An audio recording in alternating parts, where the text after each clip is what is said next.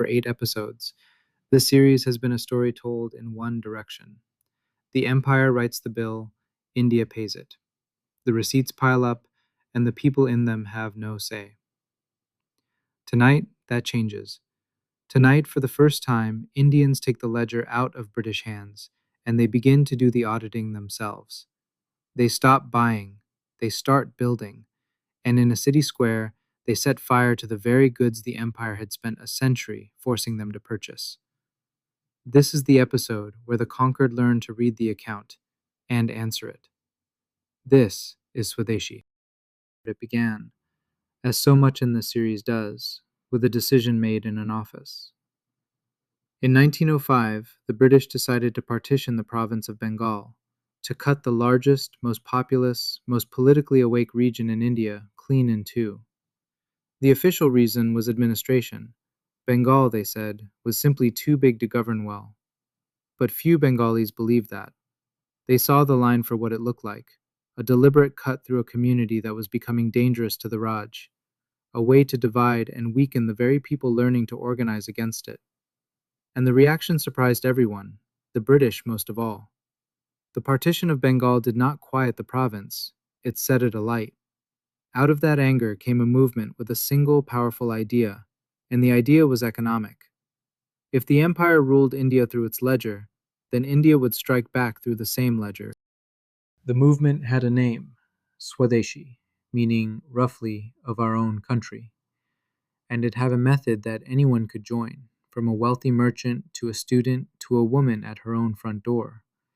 You simply stopped buying British. Above all, you stopped buying British cloth, the manufactured textiles from the mills of Manchester that had flooded India for 100 years and that had helped ruin India's own weavers along the way. Foreign cloth was boycotted. Foreign goods were refused. And in town after town, people gathered the imported fabric they already owned and threw it onto great public bonfires. Picture the meaning of that fire. For a century, India had been a captive market, a place that was made to buy what the empire made on the empire's terms. The bonfire was a market refusing to be captive any longer. It was, in the plainest economic language, a boycott, the customer, at last, saying no. And understand why that was such a precise blow. The whole logic of the colonial economy, as this series has traced it, rested on India as a buyer that could not say no, a guaranteed market for British manufacturers, a place where demand was assured by conquest. Take that away, even partially, even for a season, and you strike the empire exactly where it counts. Every yard of Indian woven cloth bought instead of Manchester's was a small entry rubbed out of Britain's ledger and written into India's own. The students who picketed the cloth shops and the women who turned imported goods away at the door were not merely protesting. They were, in the most literal sense, redirecting money, and they knew it.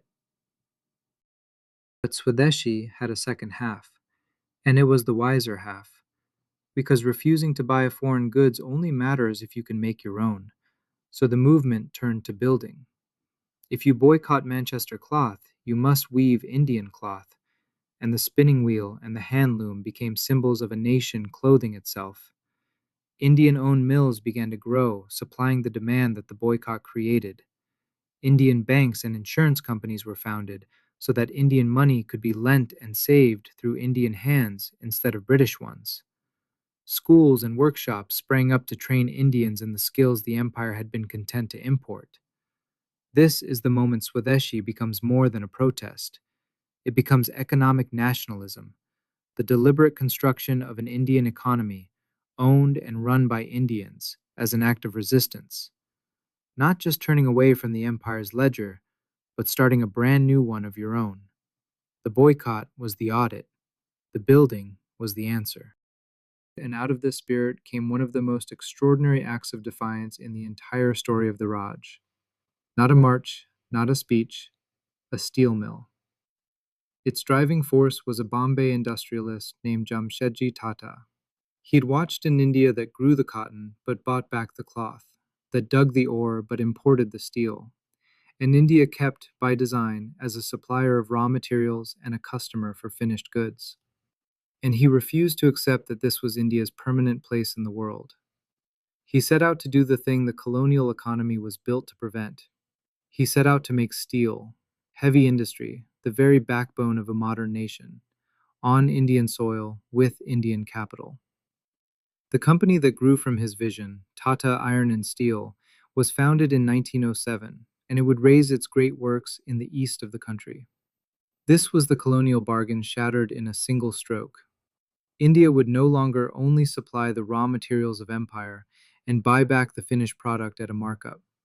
It would forge the finished product itself. And consider what it took to do this.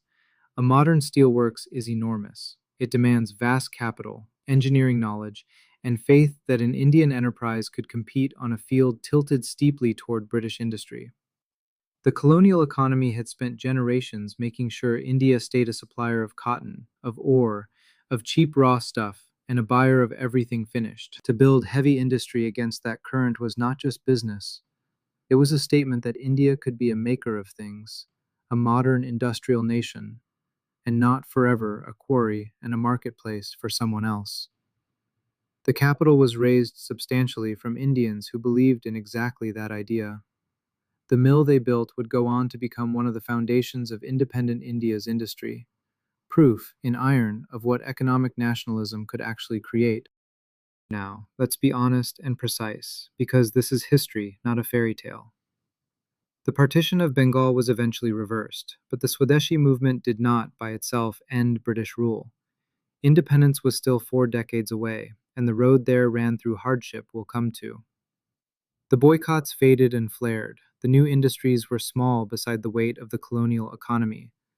This was a beginning, not a victory. But something had changed that could not be changed back.